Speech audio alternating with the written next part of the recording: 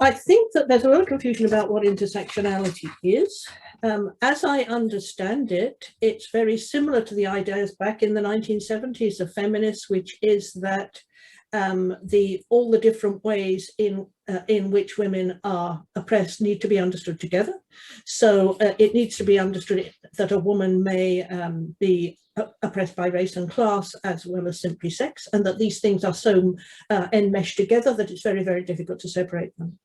And there are ways in which feminists must approach this and fight it. For instance, in relation to prostitution and pornography, Black women are particularly vulnerable to being involved. For instance, Black and Indigenous women are hugely involved in prostitution industries in Canada, in Australia, in America, because of their poverty and their vulnerable status.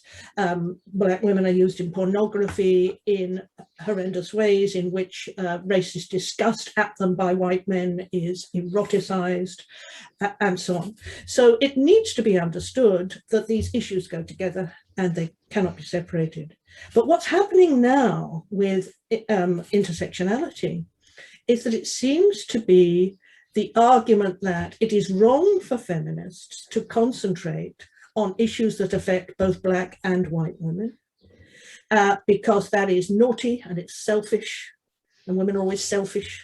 And actually, women should always be fighting all issues at the same time, which is race, class, disability, and so on, and probably ignore what happens to women because men are not affected by that.